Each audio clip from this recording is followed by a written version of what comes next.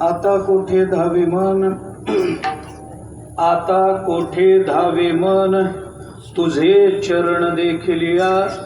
भाग गेला क्षीण गेला, अवघा झाला आनंदो.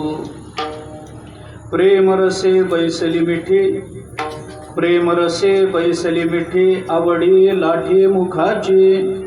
भाग गेला क्षीण गेला, अवघा झाला आनंदो. तुका म्हणे आम्हा जोगे, तुका म्हणे आम्हा जोगे, विठ्ठल भोगे खरे माप. भाग गेला क्षीण गेला, अवघा झाला आनंदो. विठ्ठला विठ्ठला विठ्ठला विठ्ठला.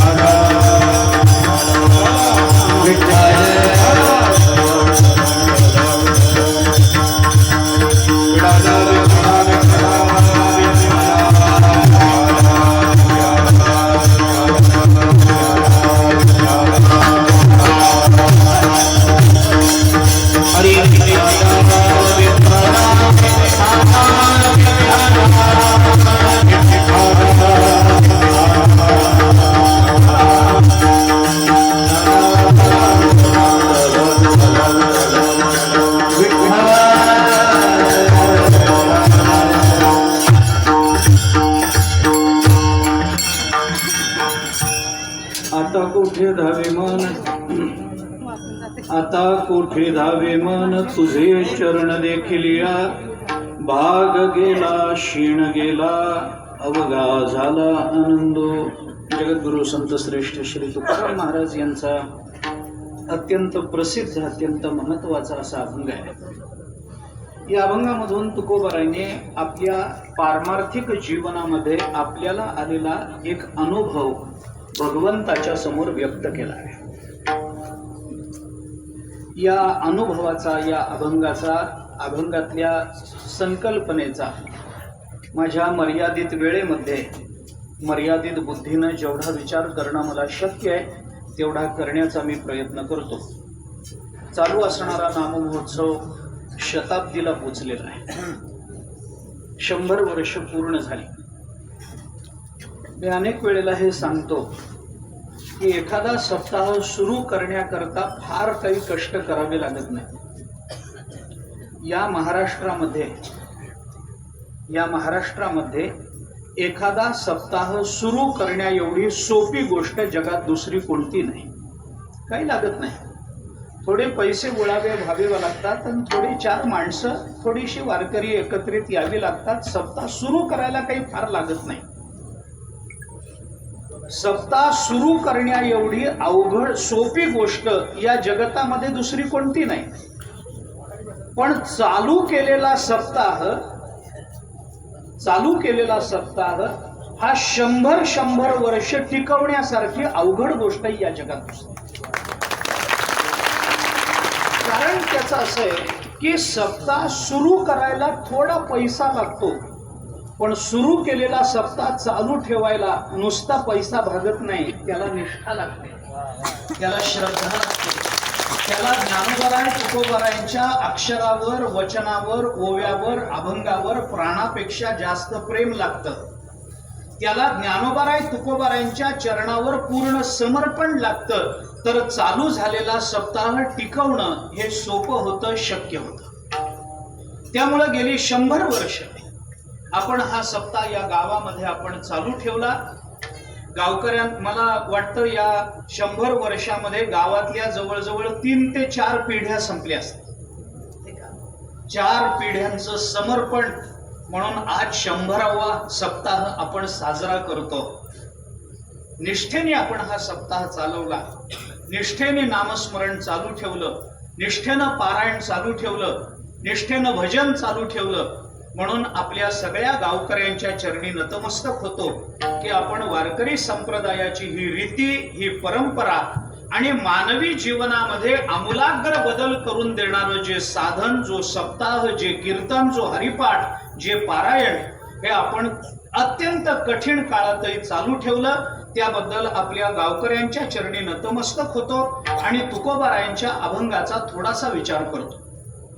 तुकोबारायांचा प्रसिद्ध अभंग आहे, सर्वांच्या पाठातला. आपण रोज तुकोबारायांचा, आपण ज्ञानोबारायांचा जो हरिपाठ म्हणतो, तो हरिपाठ झाल्यानंतर तुकोबारायांची गुरुपरंपरा म्हणून झाली की हा अभंग आपण म्हणतो. आता कुठे धावे मन तुझे चरण देखिलिया, भाग गेला क्षीण गेला अवघा झाला आनंदो. हा अभंग रोज म्हणतो आपण, सगळ्यांच्या पाठातला आहे. सगळ्या वारकऱ्यांना हा अभंग पाठ आहे. आणि या अभंगाचं वैशिष्ट्य असं आहे की हा अभंग कुणी गाथ्यात बघून पाठ केलेला नाही, हा कानावर पडूनच पाठ झाला, कानावर पडूनच पाठ झाला. त्यामुळे बहुतेक वारकऱ्यांना हा अभंग पाठ आहे. आणि ज्याला हा अभंग पाठ नाही तो वारकरीच नाही. विठ्ठला विठ्ठला.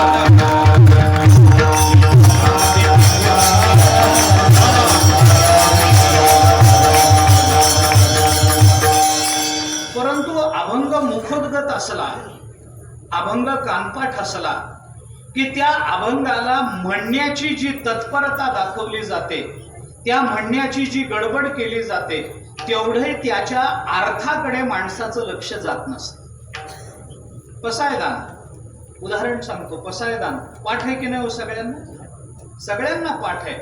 पण पसायदान पाठ आहे म्हणून म्हणायचंय, कशा करता म्हणायचंय? पसायदान म्हणायचं कशा करता? काही नाही, पारायण झाल्यावर ज्ञानेश्वरीला वस्त्र गुंडाळताना काहीतरी म्हणायचं असतं म्हणून म्हणायचं. एक स्तोत्र म्हणजे पसायदान. याच्यामध्ये ज्ञानोबारायांनी मागितलेल्या मागण्या काय आहेत, आमचं त्याच्या अर्थाकडे लक्ष नाही.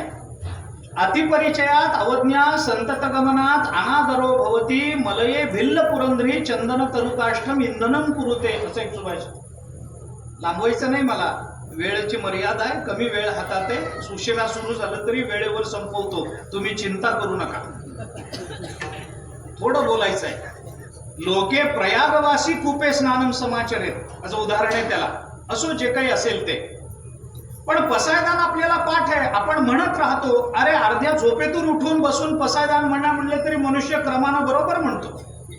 पुढे सुरुवात केली की त्याचं म्हणणं त्याच्या बरोबरीनं सुरू होतं. पण जे खळांची व्यंकटे सांडव म्हणताना या खळांमधले आपण एक खळ आहोत याच्याकडे कधी लक्ष जात नाही. दुरिताचं तिमिर जावं म्हणताना हे दुरिताचं तिमिर आपल्या अंतःकरणात आहे, याच्याकडे आपलं लक्ष नाही. स्वधर्माचा सूर्य दिसावा असं म्हणताना तो आम्हाला दिसावा याच्याकडे आमचं लक्ष नाही. आम्हाला पाठ आहे म्हणून आम्ही म्हणत राहतो. तसा हा अभंग सुद्धा आम्हाला पाठ आहे, आम्ही म्हणत राहतो. पण या अभंगामधून तुकोबारायांनी आपल्या पारमार्थिक जीवनातला एक अत्यंत महत्वाचा अनुभव हा भगवंताच्या समोर अत्यंत प्रगल्भपणानं मांडले. प्रस्तावना माझी थोडी लांबेल, पण थोडा एकच मुद्दा सांगतो, जास्त लांबवणार नाही. थोडा एक मुद्दा सांगतो. तुकोबाराय आपला अनुभव सांगतात कारण आपल्याला आलेला अनुभव जगतासमोर व्यक्त करणं हा मानवी स्वभाव आहे. थोडंसं स्पष्ट बोलायचं झालं तर या जगतामध्ये अनुभव नाही असा जीव नाही. मी माणूस नाही असं म्हणत नाही बरं, माझा शब्द नीट ऐका. या जगामध्ये अनुभव नाही असा माणूस नाही असं मी म्हणत नाही, असा जीव नाही असं माझं म्हणणं. कुणाला अनुभव नाही या जगाच्या पाठीवर सांगा ना. अरे सगळ्यांना अनुभव आहे. रस्त्यावरून फिरणारं कुत्र ते सुद्धा एखाद्याच्या दरवाजात उभं राहिलं भाकर तुकडा मिळावा म्हणून, आणि त्या घरातल्या माणसानं भाकर तुकडा घालायच्या ऐवजी त्याच्या पाठीत जर लाकूड घातलं तर ते कुत्र दुसऱ्या दिवशी त्या दारात उभं राहताना विचार करतं कालचा अनुभव चांगला नाही. कुत्र्यालाही अनुभव आहे. अनुभव नाही असं कोण आहे सांगा ना. या जगतामध्ये सगळ्यांना अनुभव आहे आणि या अनुभवाचे विषय जेवढे व्यापक होत जातात, या अनुभवाचा विषय जेवढा पारमार्थिक होत जातो तेवढं माणसाचं जीवन अधिक अधिक धन्य होत जातं. विठ्ठला विठ्ठला.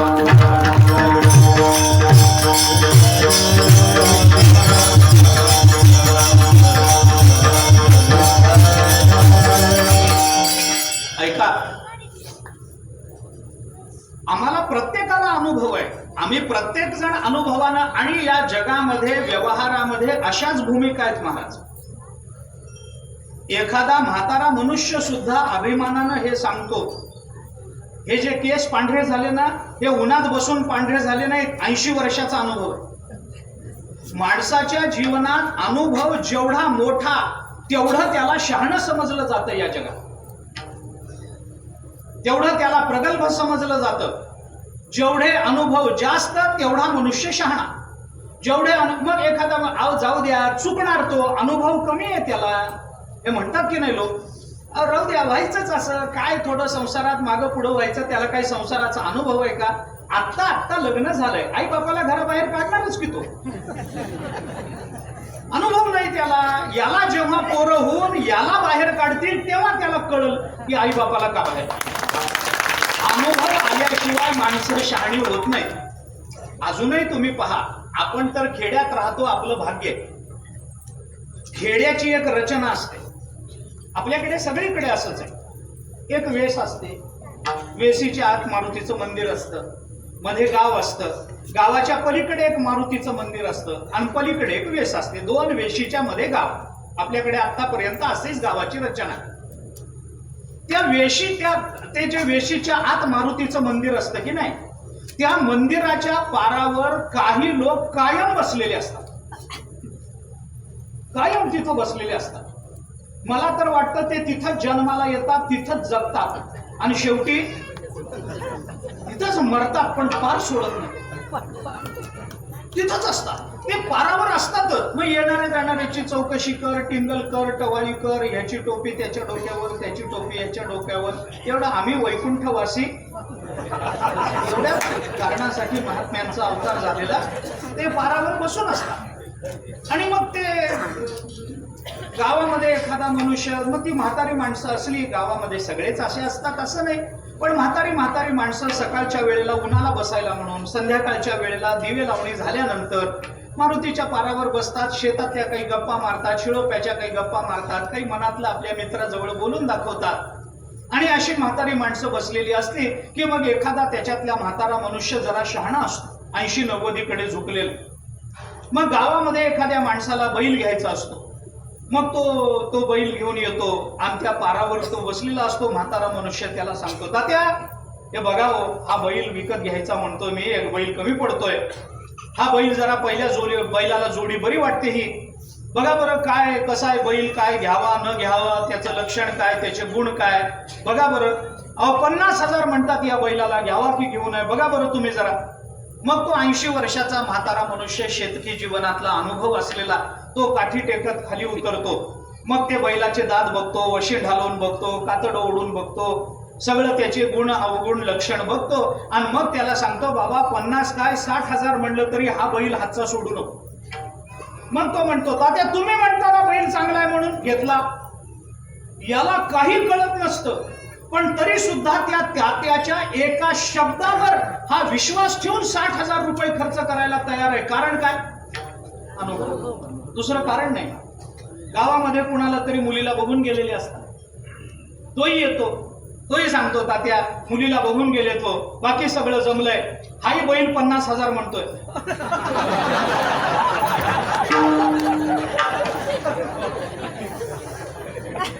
काय करावं आम्हाला काही कळत नाही, जरा तुम्ही सांगता का आम्हाला? आणि मग तो विचारतो, मग मामाचं गोत्र काय, ह्याचं गोत्र काय, मुलगा काय करतो, आई वडील काय, गावामध्ये घर आहे का नाही, शेती किती आहे, पाण्याखालची किती आहे, कोरडवाहू किती आहे, मुलगा शहरात जातो की नाही, शहरात घर आहे की नाही, मुलाचे भाऊ काय करतात, बहिणी कुणाच्या घरी दिल्या, अमुक काय, पाहुणे कोण, रावळे कोण, घरामध्ये रोगराई काही आहे का, अमुक आहे का, तमुक आहे का, 100 चौकशा करतो. आणि मग त्याला सांगतो, बाबा 50 काय 60,000 म्हटलं तरी हा बैल हातचा सोडू नको, तुझ्या गाईला शोभून दिसल, तू चिंताच करू नको त्याची, बस. आणि मग तो म्हणतो, तात्या तुम्ही म्हणताना अहो लहानपणापासून हाताच्या फोडाप्रमाणे वाढवलेली आपली स्वतःची मुलगी पण एका माणसाच्या शब्दावर दुसऱ्याच्या घरी द्यायची तयारी असते. महाराज, या शब्दाला आधार काय मला सांगा ना, या शब्दाला वजन का आलं? अनुभव. एवढं एकच कारण. माणसाच्या शब्दाला जे वजन येतं ना, त्या वजनाला कारण आहे, त्या वजनाच्या मागे त्या माणसाचा अनुभव उभा असतो. आणि हा अनुभव प्रापंचिक आणि पारमार्थिक अशा 2 पद्धतीचा असतो. सगळ्यांना अनुभव सगळ्यांना येतात, पण आपल्याला आलेले अनुभव जगाला सांगता येत नाहीत सगळ्यांना, ही सगळ्यांची अडचण. अनुभव येत नाहीत का? येतात ना. अनुभवाशिवाय पण, मी तर म्हटलं ना, कुत्र्यालाही अनुभव आहे हो, पण सांगता येतो का कुत्र्याला अनुभव? त्याला बोलता येत नाही म्हणून सांगता येत नाही असं समजू नका. अनेक कुत्र्यांना बोलता येतं, पण अनुभव सांगता येत नसतो. त्याला बोलता येत नाही म्हणून तो अनुभव सांगत नाही असं समजू नका. आपल्याला आलेला अनुभव मनुष्य जगासमोर 4 प्रकार आहेत त्याच्यामध्ये. अगदी धावता विचार सांगतो म्हणून मी म्हटलं विस्तार होईल त्याचा, पण संकोचानं सांगतो. त्याच्या 4 प्रकार. काही अनुभव घ्यायचेही नसतात आणि सांगायचेही नसतात. काही अनुभव घ्यावे लागतात पण सांगता येत नाही. काही अनुभव सांगावे लागतात पण घेता येत नाही. आणि काही अनुभव घ्यावेही लागतात आणि सांगावेही लागतात. विठ्ठला विठ्ठला.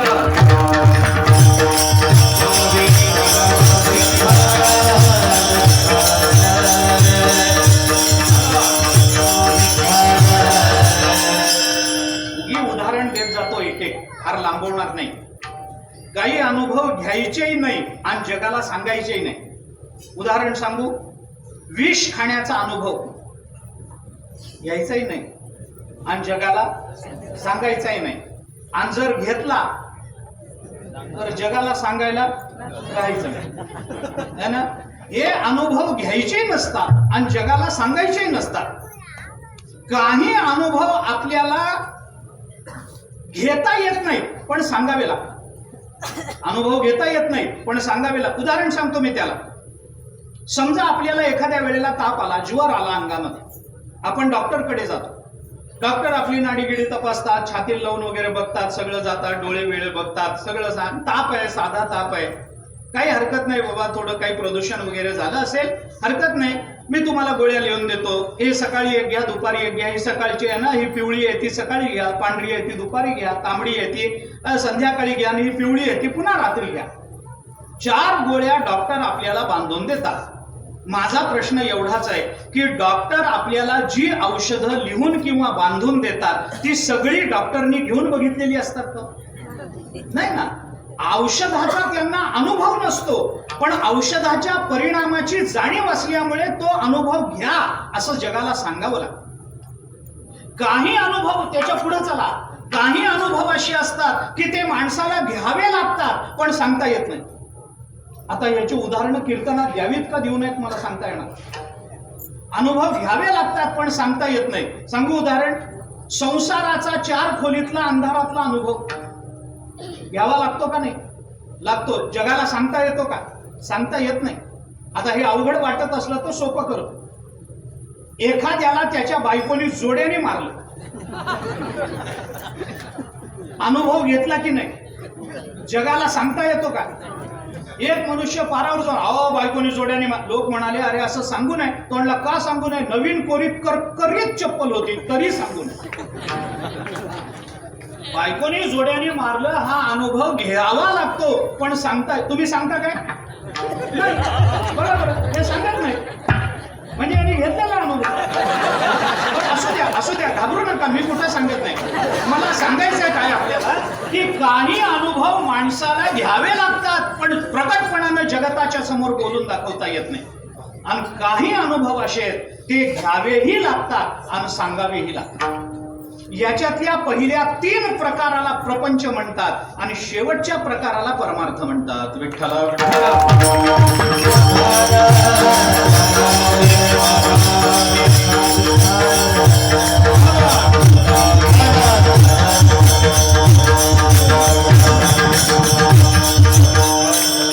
परमार्थाचा बाकीच्या 3 प्रकाराची चर्चा करून मला वेळ घालवायचा नाही.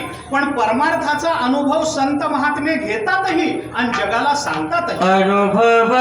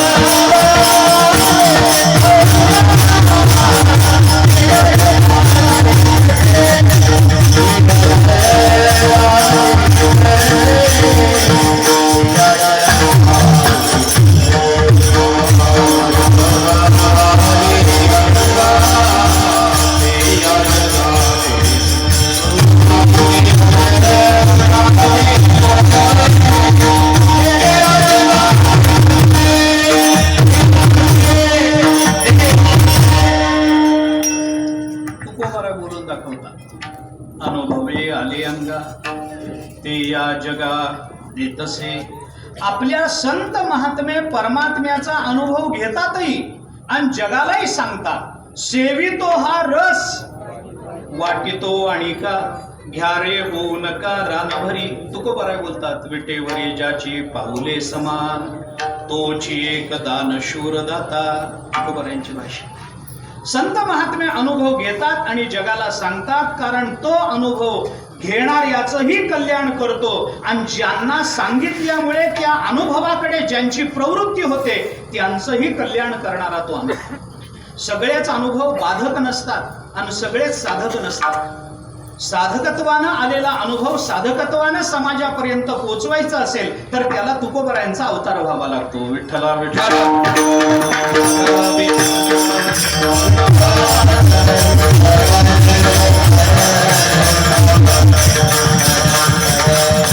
आणि म्हणून तुकोबारा आपला पारमार्थिक अनुभव परमात्म्याच्या समोर बोलून दाखवतात. आता कोठे धावे मन तुझे चरण, तुझे चरण ते तुझं, तुझे चरण देखिलिया आता मन कोठे धावे.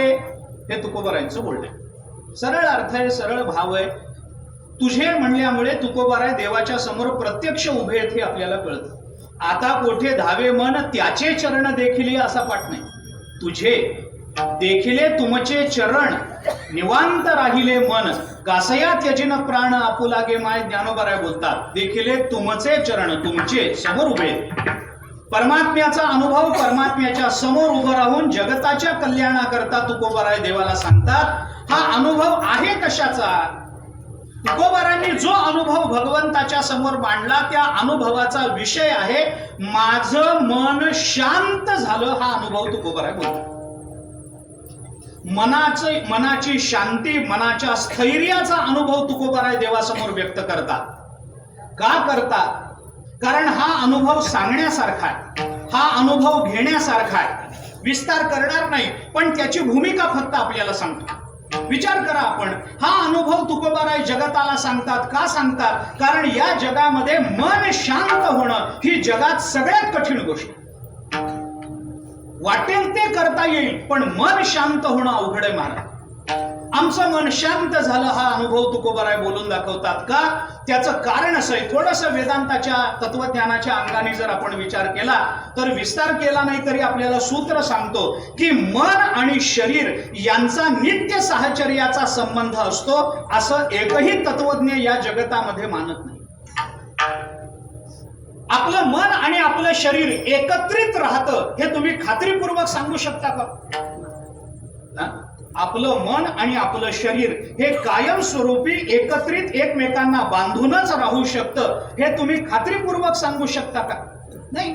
जिथं शरीर जाईल तिथं मन जात नाही आणि जिथं मन पोचतं तिथं शरीर जाऊ शकत नाही.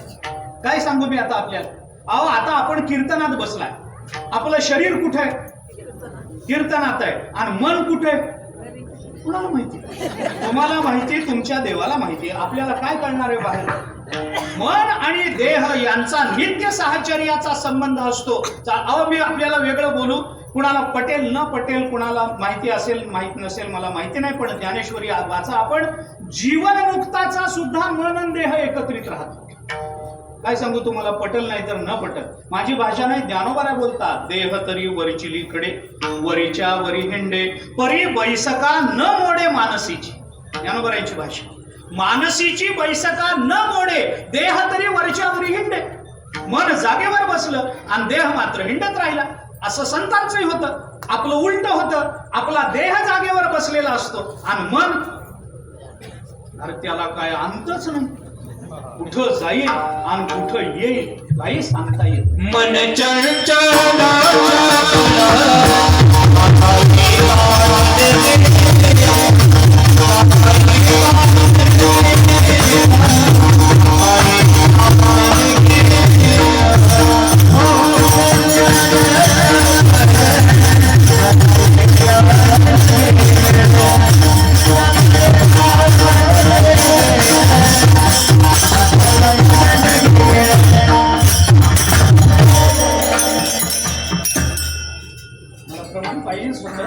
थोडं पुढं पाहिजे. ऐका, येतो तिथपर्यंत येतो, धावतं सांगतो. आता प्रमाण दिलंच आहे तर त्या अनुषंगाने बोलतो. ऐका, गंमत काय आहे, माणसाचं मन शांत बसत नाही हा माणसाचा अनुभव. मन शांत नाही. मन शांती करता प्रयत्न अखंड चालू आहे. मन शांत व्हावं की होऊ नये, व्हावं हे सगळ्यांचं समान उत्तर आहे. पण मन शांत आहे का याला समान उत्तर आहे, आमचं मन शांत नाही. मग हे मन शांत का नाही बाबा? मनाचा अनुभव तुकोबाराय आपलं मन शांत झालं म्हणून सांगतात. अरे मन शांत होणं ही फार अवघड गोष्ट आहे, बोलायला सोपं आहे. याला तत्वज्ञानाच्या भाषेमध्ये याला एक न्याय आहे, याला कफोणी बुडन न्याय असं म्हणतात. तत्वज्ञानात एक न्याय आहे हा. कफोणी शब्दाचा काय असतं सांगतो मी. कफोणी शब्दाचा अर्थ आहे कोपरा, आपल्या हाताचा कोपरा. याला संस्कृतामध्ये कफोणी असं म्हणतात. आणि गुळ शब्दाचा अर्थ आहे गुळ. आपल्या कोपराला गुळ लावायचं आणि चाटायचं. किती सोपं आहे, करून बघा बरं. लगेच नको, तुम्ही घरी जाऊन अंधारात करून बघा आणि उद्या मला पंढरपूरला सांगायला जमतं का? महाराज, प्रपंच बोलायला अवघड आहे, करायला डोकं लागत नाही. परमार्थ बोलायला सोपा आहे, करायला जन्म घालवावा लागतो. विठ्ठला विठ्ठला.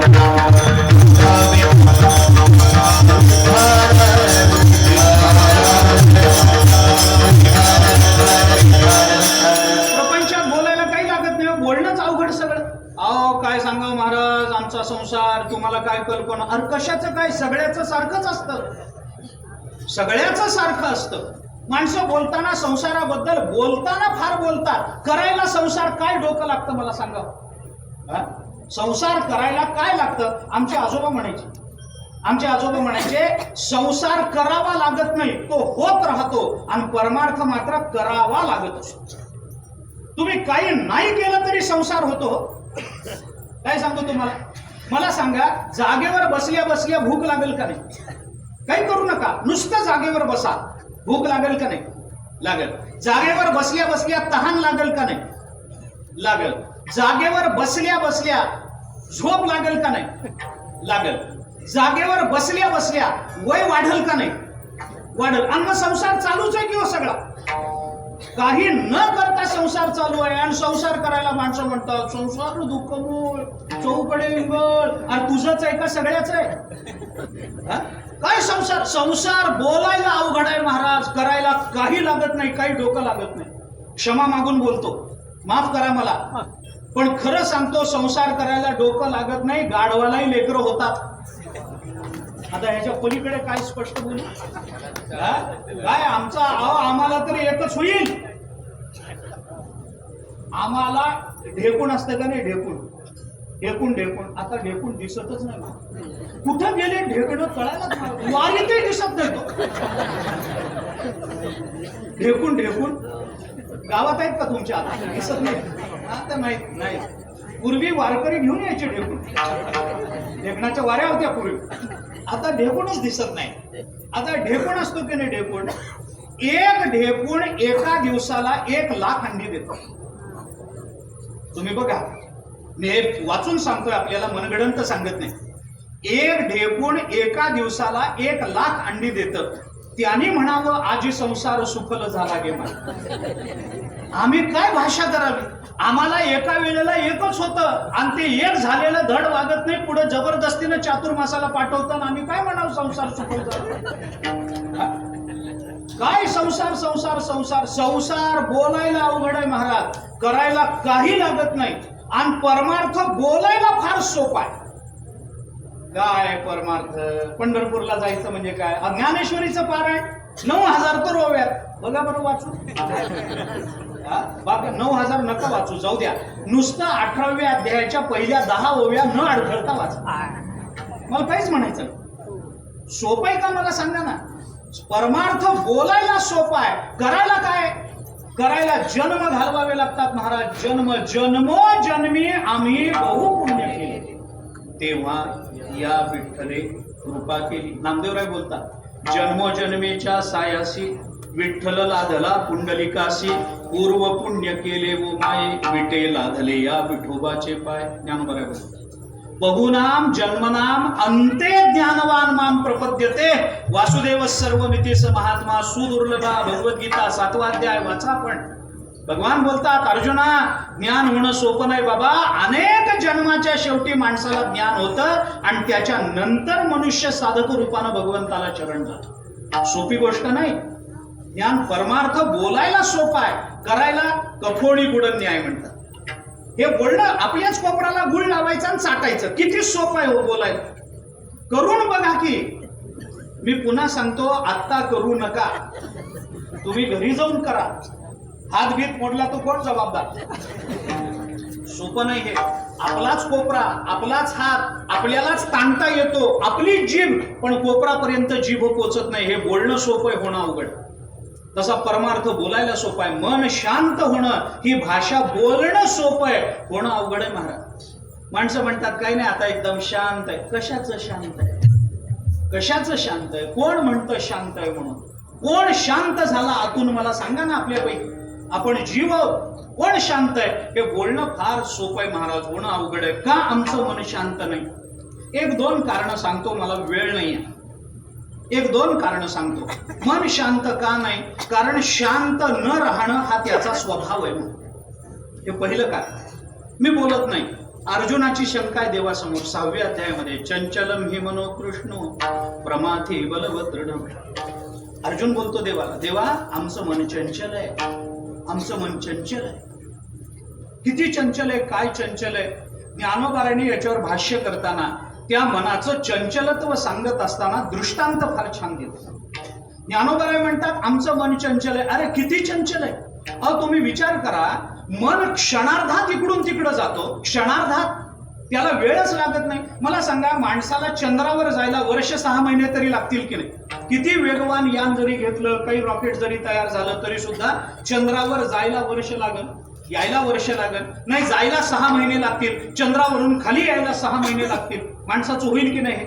जायला 6 महिने, यायला 6 महिने. पण मन एका क्षणामध्ये 10 वेळेला चढतं आणि 15 वेळेला खाली उतरतं. किती चंचल असेल, काय त्याचा वेग असेल. आणि हीच शंका अर्जुन बोलून दाखवतोय, वायोरिव सुदुष्करम. तेव्हा किती चंचल आहे, प्रमाथी बलवदृढम. अरे हे मन किती चंचल आहे देवा. आणि ज्ञानोबारायांनी याला उदाहरण देताना फार गोड उदाहरण दिलं. मला लांबवायचं नाहीये, पण ज्ञानोबारायांचं उदाहरण मात्र मला आवर्जून आपल्याला सांगायचं. ज्ञानोबाराय बोलतात, हे ऐसे कैसे घडेल, एक वेळ मरकट समाधी येईल, का रहा म्हणितल या राहील महावातू. 6वा अध्याय ज्ञानोबाराय बोलतात, ऐसे कैसे घडेल, एक वेळ मरकट समाधी येईल, एक वेळ माकडाला समाधी लागेल, पण मन शांत बसणार नाही. ज्ञानोबाराय बोलतात, ऐसे काय मरकट माकडाला समाधी लागलेली तुम्ही माकड शांत बसलेलं बघितलंय का हो तुम्ही कधी? शांत बसलेलं बघितलं का? कधीच नाही महाराज, कधीच नाही.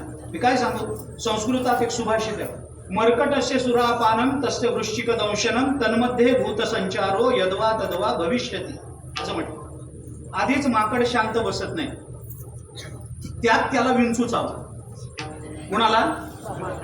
माकडाला. आता क्रमानं सांगू का सगळं? ऐका. आधीच माकड शांत बसत नाही, त्याच्यात ते दारू पे.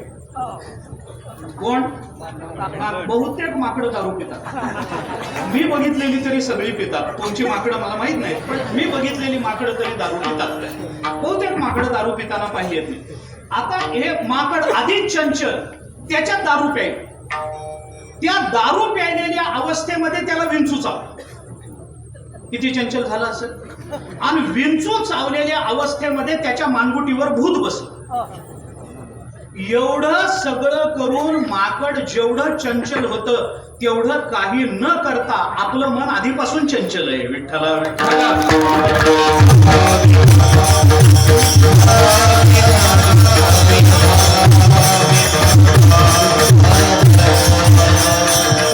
ज्ञानोबारायांचा दृष्टांत नंतर बोलतो मी तुम्हाला विस्तारानं. पण आपण याच्यातलं रहस्य लक्षात घ्या, याच्यातलं सूत्र लक्षात घ्या. का मन चंचल आहे? कारण ते जन्मतः चंचल आहे, म्हणून त्याचा स्वभाव आहे. आणि एक लक्षात घ्या, जो ज्याचा स्वभाव असतो तो काही केलं तरी बदलत नसतो. जे ज्याच्या स्वभावात नाही ते काही केलं तरी आणता येत नाही, आणि जे ज्याच्या स्वभावात आहे ते काही केलं तरी काढता येत नाही. आता याला उदाहरणं खूप आहेत. आपल्याकडची म्हण सांगू का? आधी होता वाघ्या, त्याचा झाला बाग्या, त्याचा येळपट राहीना, आणि मूळ स्वभाव राहीना. मूळ स्वभाव बदलत नसतो, बदलत नाही. आपण रामायण वाचा. वाल्मिकी रामायणामध्ये रावणाच्या मुखातले शब्द सांगतो मी आपल्याला. रावण बोलतो, सामान्य दुसरं कोणी बोलत नाही, ज्याची देवावर सत्ता आहे, वाटेल ते करण्याचं सामर्थ्य आहे. सोन्याची लंका ज्याने कुबेराकडून जबरदस्तीनं घेतली, कसा का असेना, रावण सामर्थ्य संपन्न आहे. तो रावण काय बोलतो ऐका. रावणानं सीता पळवून आणली. पळवून आणल्यानंतर या रावणाच्या या कृतीला विरोध करणारे 3 जण लंकेमध्ये होते. एक होती रावणाची बायको, काय नाव? मंदोदरी. दुसरा होता रावणाचा भाऊ विभीषण, आणि तिसरा होता रावणाचा सासरा चुलत माल्यवान नावाचा राजा. माल्यवान.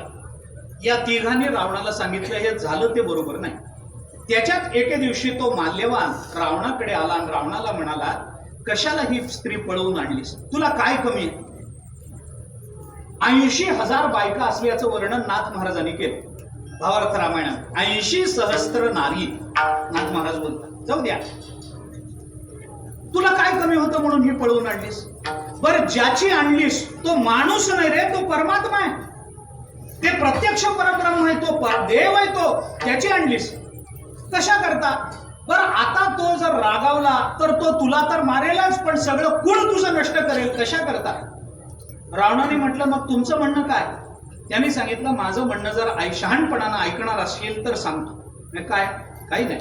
तू ही त्याची पत्नी घे, पुन्हा त्यांच्या जवळ जा, त्यांना त्यांची पत्नी परत कर, आणि त्यांना असं सांग की माझ्याकडून चूक झाली, ही पत्नी मी पळवून नेली, याच्या पुढे मी अशी चूक करणार नाही असा शब्द दे.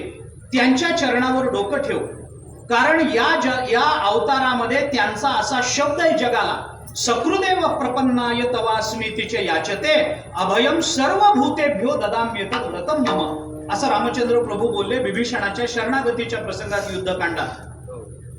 त्यांनी सांगितलं सकृत एव प्रपन्नाय, कोणी एखादा जर मला शरण आला आणि तो जर मला म्हणाला तव अस्मी, देवा मी तुमचा आहे, एवढंच जरी तो मला म्हणाला तरी अभयम सर्व भूतेभ्यो ददामी एतद मम व्रतम, सर्व भूतमात्रांना मी अभय देईन, त्यांनी फक्त देवा मी तुमचा एवढं म्हणावं.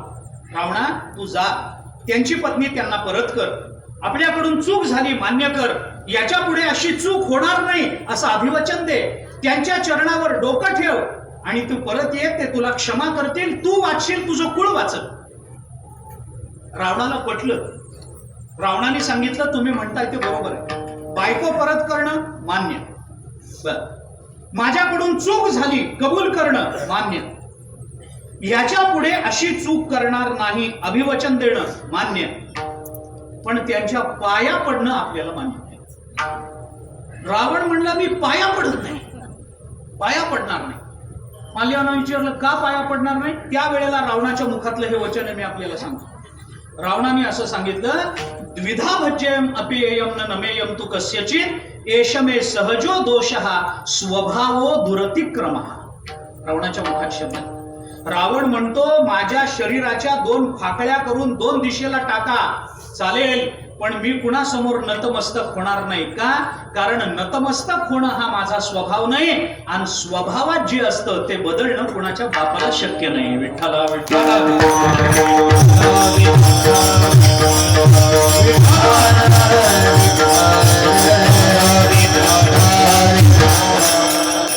किती प्रमाण देऊ मी आपल्याला?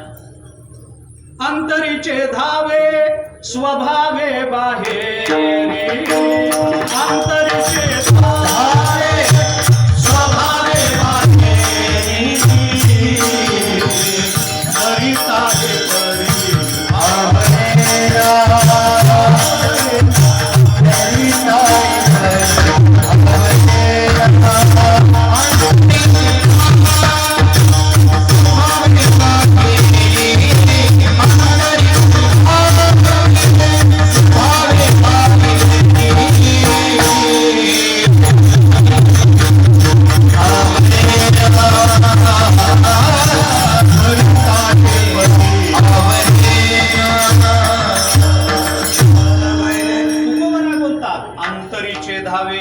स्वभावे बाहेरी. अरे आत असतं ते स्वभावानं, बाहेर धावतच राहतं. तो स्वभाव आपल्याला दाबून ठेवता येत नाही. स्वभाव मूर्ध्नी वर्तते. स्वभावाला जेवढं आपण दाबायचा प्रयत्न करतो तेवढा तो स्वभाव उसळी घेऊन वर येत राहतो. काय सांगू मी आपल्याला? जाऊ द्या हे सगळं कुठं सांगत बसू. म्हण सांगतो आपल्या मराठीतली म्हण. शुंभ जळला तरी पीळ जळत नाही. स्वभाव. याच्याही पुढचं बोलू का? याच्याही पुढचं सांगतो. जित्याची खोड. जित्याची खोड मेल्याशिवाय जात नाही. मी बोलू आपल्याला, जित्याची खोड मेल्याशिवाय जात नाही असं नाही, मेलं तरी जात नाही. मेलं तरी जात. आता ज्ञानोबारांचा दृष्टांत आहे. आता ऐका 6व्या अध्यायातला दृष्टांत ज्ञानोबा काय देतात. हे ऐसे कैसे घडेल एक वेळ मरकट समाधी येईल का रहा म्हणितलया राहील महावातू. अरे वेगानं सुटलेला जोराचा वारा त्याला थांब म्हणलं तर थांबेल, पण मन ऐकत नसतं महाराज. एक वेळ माकड शांत बसेल, बसत नाही. बसत नाही. का बोललो मी आपल्याला? जित्याची खोड मेलं तरी राहत नाही. कशावरून? आता उदाहरणं खूप आहे. ज्ञानोबारांचा दृष्टांत सांगतो मी आपल्याला. जित्याची खोड मेलं तरी राहत नाही. कशावरून? नाही तर पिंडाला कावळा न शिवायचं कारण सांगा. काय कारण आहे? ज्ञानोबारांचा दृष्टांत सांगतो. आपण लहानपणी रस्त्यावर माकडाचे खेळ बघितलेत का नाही? ते मदारी खेळ करतो. एक माकड माकडी, काही नाही, साधा असतो. माकडाचं नाव असतं रामू, तिचं नाव असतं भागूबाई. ठरलेलं असतं त्याचं काय, त्याच्या बिचाऱ्याच्या उदरनिर्वाहाचं साधन आहे ते. एक माकड माकडे, त्याचा खेळ रस्त्यावर तो मांडतो. जाणाऱ्या येणाऱ्यांना गोळा करतो. पोरं सोरं जमा होतात. काही काही मोठेही मोठ्या तन्मयतेनं ते बघत असतात. आणि मग तो खेळ सुरू झाला की मग तो काय करतो, थोडा वेळ इकडचे तिकडचे खेळ करतो आणि मग तो त्या माकडाचं माकडीणीचं लग्न लावून. लग्न लावतो, सगळ्यांना अक्षत भिक्षत वाटतो, मध्ये अंतरपाठ धरतो, मग अक्षत टाकायला लावतो आणि सगळं झालं की तेही माकड माकडिणीला शिकवलेलं असतं, तेही एकमेकांच्या गळ्यामध्ये हार घालतात. सगळं झालं की मग तो मदारी म्हणतो, बघा आत्ता आत्ता यांचं लग्न झालंय पण यांच्याकडे संसार करायला पैसे नाहीत, काढा रुपये. आणि मग त्या माकडाला शिकवलेलं असतं, तो थाळी घेतो, सगळ्यांकडे फिरतो, मग पुढे रुपये, 8 आणे, 4 आणे, 2 रुपये, 5 रुपये, ज्याला जसं जमेल तसं थाळीमध्ये टाक. मग थोडे पैसे जमा होतात. मग थोडा वेळ इकडचे तिकडचे खेळ होतात, दोरीवरून चालून दाखव, काठीवरून उडी मारून दाखव, अग्नीमधून उडी मारून दाखव. हे सगळं झालं की मग त्या माकडाला शिकवल्याप्रमाणे ते माकड मेल्याचं नाटक करतो आणि तिथं पडतं. माकड मेल्याचं शिकवलेलं असतं, त्याला मेल्याचं नाटक करतो, तिथं पडतं. पडलं की ती माकडीण त्याच्या जवळ जाते, त्याला उठवण्याचा प्रयत्न करते, तो उठत नाही. मग त्याच्या समोर डोकं आपटून घेते, छाती बडवते, रडण्याचं नाटक तिलाही शिकवलेलं असतं. मग रडण्याचं नाटक बिटक करते. सगळं झालं की मग डोकं आपटून घेते आणि मग तो मदारी सांगतो, बघा आत्ता लग्न झालंय आणि आता हा मरून गेला, हिचा नवरा आत्ता लग्न झालं होतं आणि हिचा नवरा मरून गेला, आता याच्या अंत्यसंस्काराला सुद्धा हिच्याकडे पैसे नाहीत, काढा 5-5 रुपये. मग ती माकडीण हातामध्ये थाळी घेते, सगळ्यांसमोर जाते, कुणी दयेनं 5 रुपये 10 रुपये काही देत राहतं. आता ही माकडीण आपल्या नवऱ्याच्या अंत्यसंस्काराकरता जर पैसे मागत असेल तर यांनी उभं पडून राहावं की नाही? हे पडल्या अंग खाजवतं, याच्या अंत्यसंस्काराला कोण पैसे द्या? जित्याची खोड मेलं तरी जात नाही, लक्षात घ्या, मेलं तरी जात नाही. का बोलतो मी आपल्याला? तसं आपलं मन आहे हो, त्याला किती आवरण्याचा प्रयत्न केला तरी आपलं मन आवरलं जात नाही, कारण त्याचा स्वभाव चंचल आहे. जे ज्याच्या स्वभावामध्ये आहे ते राहणारच, ते बदलणं शक्य नाही. उदाहरणं पुष्कळ आहेत, मला लांबवायचं नाही. स्वभाव चंचल आहे अर्जुन म्हणतो, म्हणून भगवंताने ऐकून घेतलं. भगवान म्हणाले, बरोबर आहे अर्जुना, असंशयम महाभाग, तुझं म्हणणं बरोबर आहे, माझं काही म्हणणं नाही. मनाचा स्वभाव आहे चंचल असं. पण ज्ञानोबाराय थोडं पुढे जाऊन बोलले. अर्जुन म्हणतो, देवा चंचलम ही मनो कृष्ण. ज्ञानोबाराय म्हणतात, अरे अर्जुना तसं म्हणू नको बाबा, या मनाचा स्वभाव चंचल नाहीये. ज्ञानोबारायने खाली आपल्याला ओव्यामध्ये सांगितलं, चंचल नाही, यया मनाचा कीर चपळचे स्वभाव. अर्जुन म्हणतो चंचल, ज्ञानोबाराय म्हणतात चपळ, तुकोबाराय म्हणतात तुम्ही दोघे भांडू नका, चंचल आणि चपळ दोन्ही, बहुत चंचल चपळ, जाता येता न लगे वेळ. तुकोबाराय बोलतात चंचल काय आहे? चंचल असणं वेगळं आणि चपळ असणं वेगळं. काय सांगू आता तुम्हाला? चंचल असणं हा दोष आहे आणि चपळ असणं हा गुण आहे ना. माणसानं चंचल असावं का चपळ असावं? चंचल असावं का चपळ असावं? चपळ असावं. माणसानं चंचल असू नये. काय भेद आहे? चंचल वेगळं, चपळ वेगळं, त्या दोन्ही मध्ये अंतर आहे. एक गुण आहे, एक दोष आहे. चंचलत्व दोष आहे, चपलत्व गुण आहे. काय फरक आहे दोन्ही मध्ये? एका वाक्यात सांगतो, लांबवायचं कारण नाही, पुढे जायचंय मला. त्याचं कारण असं आहे महाराज, हातात घेतलेलं काम अर्धवट टाकून दुसऱ्या कामाकडे गेला की त्याला चंचल म्हणतात, आणि हातात घेतलेलं काम लवकर पूर्ण करून दुसऱ्या कामाकडे गेला की त्याला चपळ म्हणतात. विठ्ठला विठ्ठला.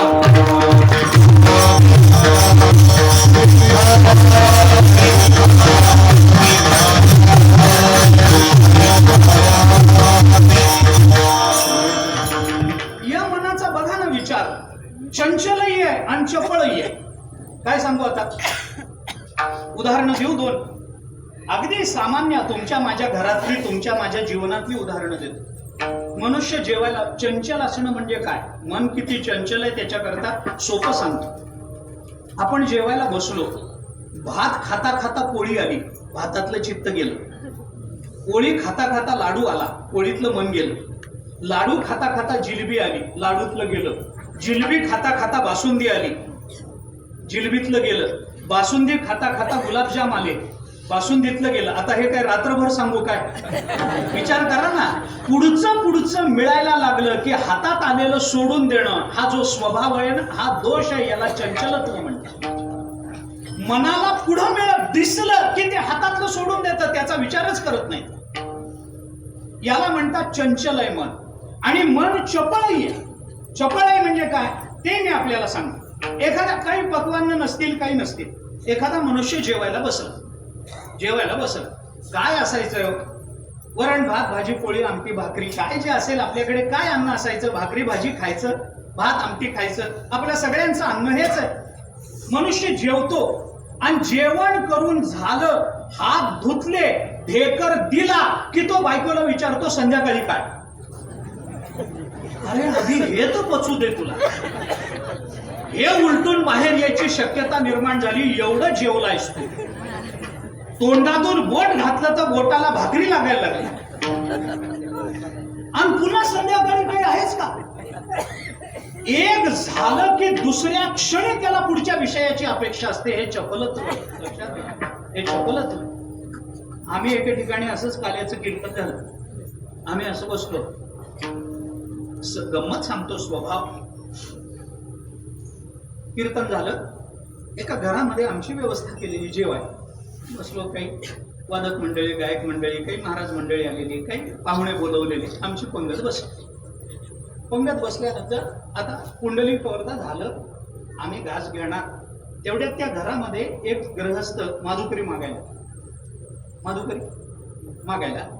तर त्या घरमालकाने काय सांगितलं, अहो कशाला माधुकरी मागता? आज गावचा काला झालाय सप्ताहाचा, महाराज वगैरे सगळे बसलेत जेवायला, तुम्ही पण बसा, कशाला माधुकरी मागतात? त्याला वाटलं बरं आहे म्हणून त्याने आपली झोळी बाजूला ठेवली, पिशवी बाजूला ठेवली, आमच्या बरोबर पंक्तीला बसला. पंगत वगैरे झाली, आमची जेवणं झाली, सगळं झालं. तिथून उठता उठता त्याने मला काय विचारावं, तो म्हणला महाराज उद्याही असंच आहे का?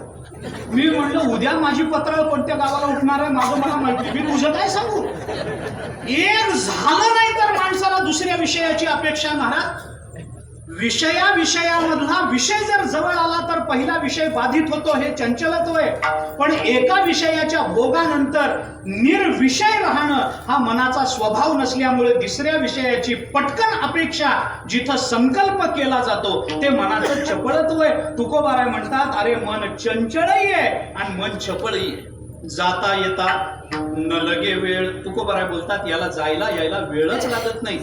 मनाचा स्वभाव चंचल आहे म्हणून मन शांत नाही. एक दुसरं एक कारण सांगतो थोडक्यात. काय कारण आहे माणसाचं मन चंचल होण्याचं? काय कारण असू शकतं? अजून एक कारण जाता जाता सांगतो. सिद्धांत सांगू आधी एक सरळ वाक्यात. विषयाचं वैविध्य माणसाच्या मनाला चंचल बनवत असतं, हे लक्षात घ्या. मी आपल्याला सांगतो, ऐका. मी पुन्हा सांगतो, विषयाचं वैविध्य निर्माण झालं की माणसाचं मन आपोआप चंचल होतं. मी विस्तार करत नाही, उदाहरण देतो. आपला बालपणीचा मित्र 30-40 वर्षानंतर कुठंतरी आपल्या गावामध्ये आपल्याला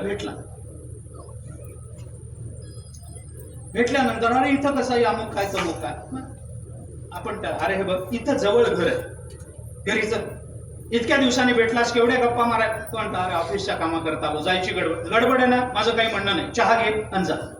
काय म्हणणं? चहा घ्यायला आपण त्याला घरी बोलवतो, तिथपर्यंत कशीच अडचण नसते. चहा घ्यायला आपण त्याला घरी बोलवलं, तो चहा घ्यायला घरी आला, इथपर्यंत सगळं व्यवस्थित आहे. घरी आला, बसला, गप्पा झाल्या, सगळं झालं. आणि आता आपल्याला घरामध्ये जाऊन बायकोला सांगायचंय की याला चहा कर.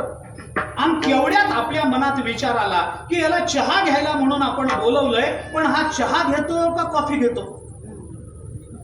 आणि मग आपण त्याला विचारतो, बाबा चहा घेणार का कॉफी घेणार? इथून मनाच्या चंचलत्वाला प्रारंभ आहे. एका विषयाच्या प्राप्तीत मन चंचल होत नाही. विषयाचं वैविध्य मिळायला लागलं की मन इकडं जाऊ का तिकडं जाऊ का तिकडं जाऊ का तिकडं जाऊ हे त्याचं सुरू होतं. हे चंचलत्व विषयाच्या वैविध्यात. मी आपल्याला गंमत सांगतो, ऐका. आमचे एक मित्र घरी आले, म्हटलं चहा घेऊ. घरी आले, मी म्हटलं चहा घेता का कॉफी घेता? ते म्हणले कॉफी होईपर्यंत चहा घेतो. पण असा महात्मा लाखात एखादा असतो, सगळ्यांना असं सुचत नाही. असे महात्मे फार कमी सापडतात. चालो जाणे वाट ऐसा विरळा एखादा, हा सगळे सापडत नाही. मी का बोलतो आपल्याला? विषय अनेक निर्माण झाले की आपलं चित्त जागेवर राहत नाही. कमी नेले चित्त नेगी अवलोकन, नेगी अवलोकन,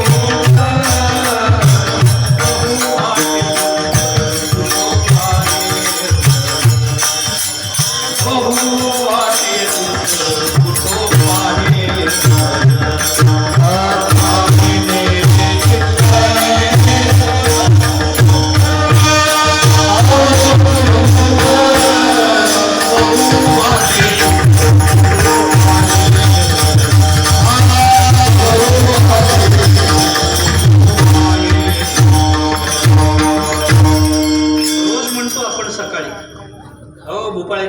आठवा.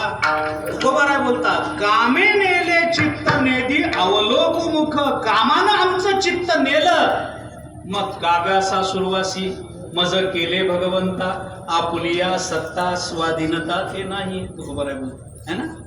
का बोलतो मी आपल्याला, विषयाचं वैविध्य हे मनाला चंचल बनवतं. उदाहरणं पुष्कळ आहे. मनाचा स्वभाव चंचल आहे म्हणून मन चंचल असतं. बरं, हे आता जाऊ द्या, हे कारण पुष्कळ असतील, मला लांबवायचं नाही, मला थोडं पुढं बोलायचं आहे. अरे मन चंचल आहे ही गोष्ट खरी, या मनाला आवरण्याचा प्रयत्न करा ना.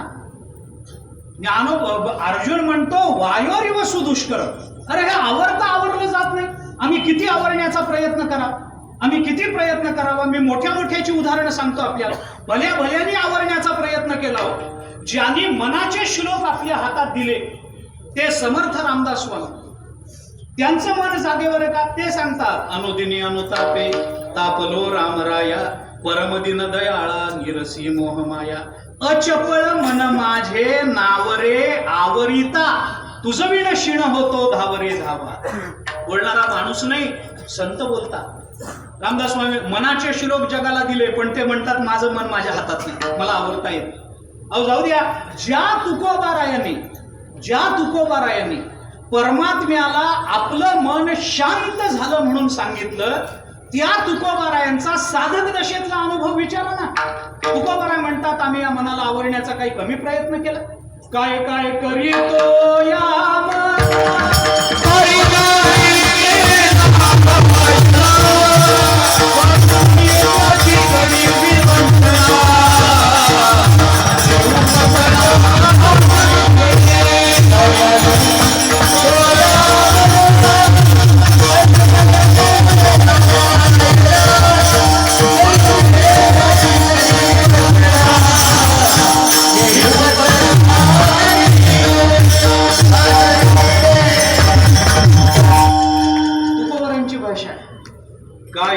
करीतो या मना परी नायिके नारायणा. देवा, या मनाला आवरण्याकरता काय काय केलं नाही, पण माझं मन माझं ऐकत नाही. काय करतं, करू नये त्याची करी विवंचना. नेऊ पतना आदरिले बलत्या सवे धावे सैराट. तुकोबारायांची भाषा. आपण वाचा नाटाचे अभंग. तुकोबाराय बोलतात है ना. तुकोबाराय म्हणतात, समर्थ म्हणतात माझं मन शांत नाही. तुकोबाराय म्हणतात माझं मन शांत नाही. हे दोन्ही सोडून द्यावं. मी त्याच्या पुढे जाऊन सांगतो, आपल्या याच्या पुढे सांगतो. समर्थांनी तुकोबारायांनी ज्या देवाला आपलं मन शांत नाही म्हणून सांगितलंय, त्या देवाचं मन तरी शांत आहे का बोला. आता हे प्रमाण देतो मी आपल्याला. त्या देवाचं मन तरी शांत आहे का नाही महाराज. योग वासिष्ठातला प्रसंग आहे. रामचंद्र प्रभूंना अभिषेक करायचा ठरला. 2 मिनिटात सांगतो. रामचंद्र प्रभूंना अभिषेक करायचा ठरवलं. वसिष्ठ गेले दशरथाकडे, उद्या रामाला अभिषेक करायचा. आता रामायण ऐकता ना, उद्या रामाला अभिषेक करायचा. त्यांनी सांगितलं अभिषेक करायचा, करा. तर करा म्हणल्यावर करावा, पण दशरथाने सांगितलं उद्या करू. उद्या करू म्हणल्यानंतर थोडा वेळ आहे, पण त्या दशरथाने सांगितलं हरकत नाही, रामाला सगळ्यांचंच मन आहे, सगळ्यांचंच मत आहे रामाला अभिषेक करावा. माझंही म्हणणं आहे, करा, काही हरकत नाही. फक्त एकदा त्याला विचारा, ज्याला अभिषेक करायचा आहे त्याचं म्हणणं काय एकदा विचारा, बोलवा त्याला. रामचंद्र प्रभूंना बोलवलं. रामचंद्र प्रभू आले. आपले गुरु महाराज बसलेत, आपले वडील बसलेत. एक आसन घेतलं, खाली पायाजवळ बसले आणि गुरुजींना विनंती केली, कशा करता मला आमंत्रण दिलं, कशा करता मला बोलवलं, आपण काय काम आहे माझ्याकडे सांगा. त्यावेळेला वसिष्ठाने सांगितलं की रामा, तुला उद्या राज्याभिषेक करावा असं आमचं सगळ्यांचं म्हणणं आहे. तुझं म्हणणं काय आहे, तुला काय वाटतं. त्यावेळेला योग वासिष्ठामध्ये रामचंद्र प्रभूंच्या मुखात हे वचन आहे. रामचंद्र प्रभू म्हणतात, मम चित्त महारण्ये व्यामोह तिमिरा कुले शून्य तांडविने जाता वृतम आशा पिशाचिका.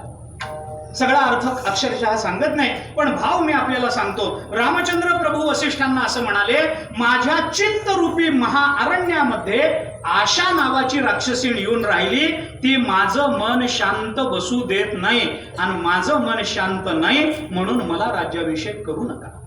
कोण बोलतं, कोण बोललं, रामचंद्र प्रभू बोलले.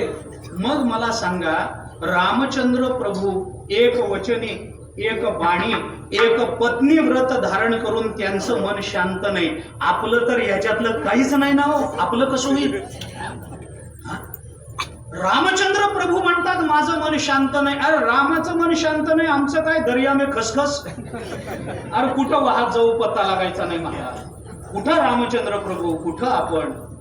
त्यांचं मन शांत. दर्या में खसखस ठाऊक आहे का तुम्हाला? दृष्टांत ठाऊक आहे का? ऐका मग.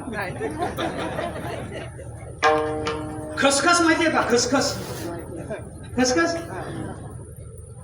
अनारशाला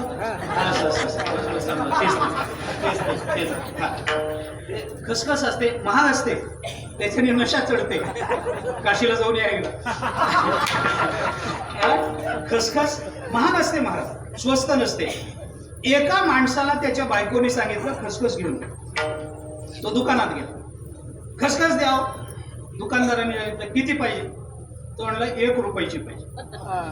आधीच महाग, त्याच्यात 1 रुपयाची. रुपयाला किती? 4-5 दाणे आले असते खसखसीचे. दुकानदार म्हणाला हरकत नाही. त्याने 4-5 दाणे कागदाच्या पुडीमध्ये बांधले, रुपयाची खसखस दिली.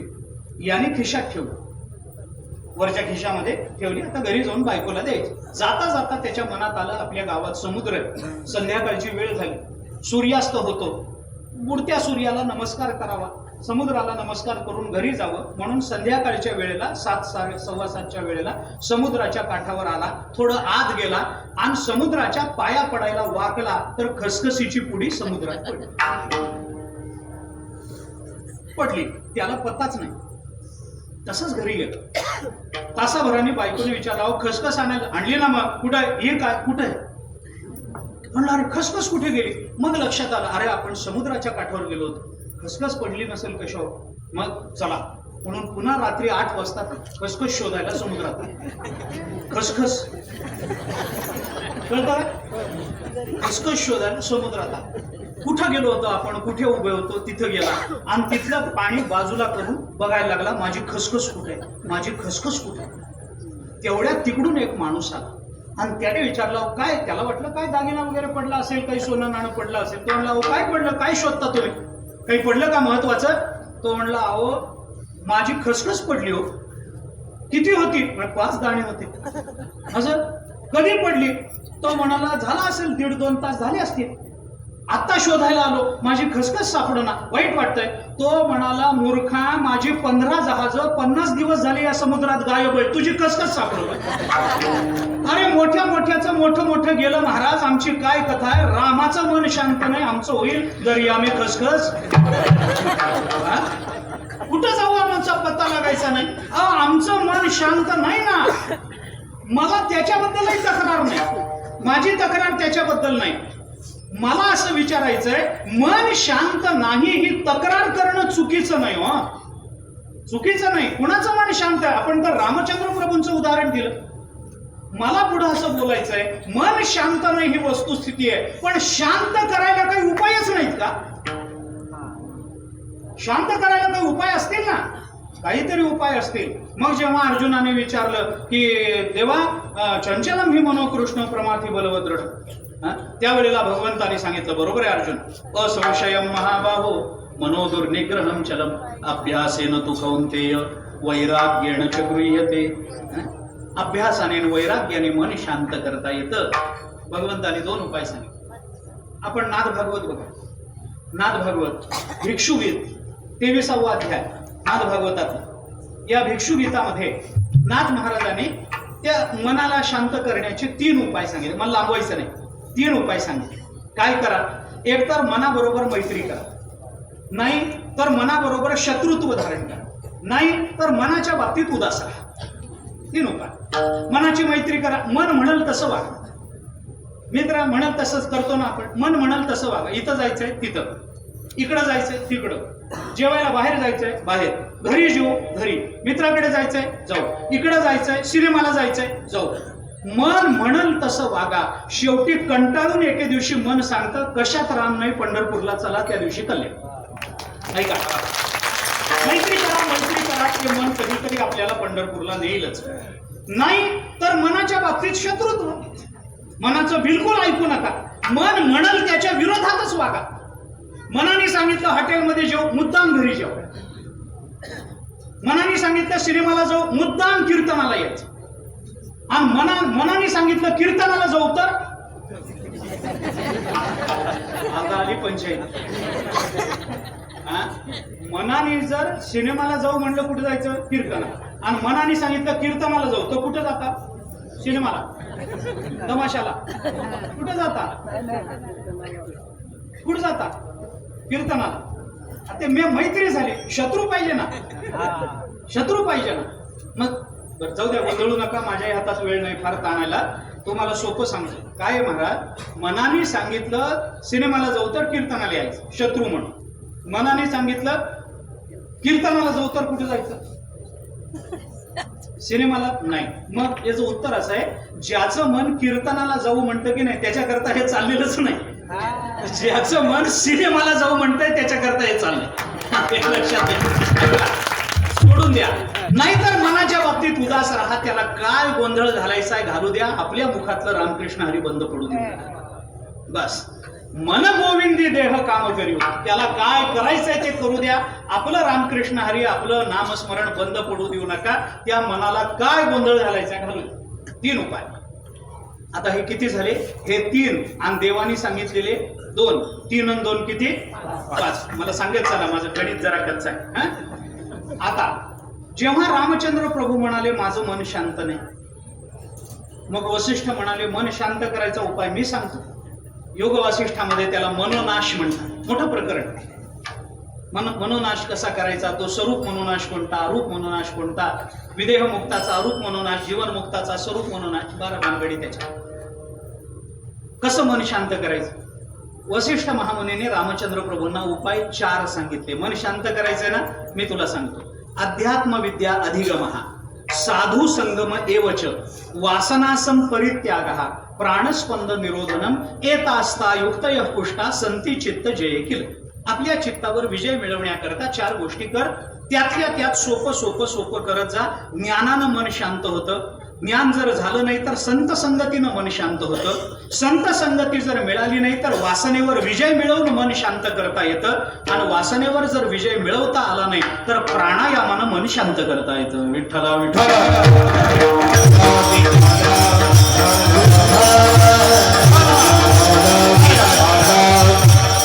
म्हणजे किती झाले, 5 आणि 4 9 उपाय सांगितले. 9. पण तुकोबारायांनी सांगितलं मन शांत करायचं असेल तर हे 9 उपाय आमच्याच्याने होत नाही. मग त्याच्याकरता काय करावं लागेल. तुकोबारायाने आपला मनशांतीचा जो अनुभव परमात्म्यासमोर व्यक्त केला त्याचं कारण या 9 कारणामध्ये न बसवता तुकोबाराय आपल्याला 10वं पण अत्यंत सोपं कारण सांगतात अभंगाच्या पहिल्या चरणात.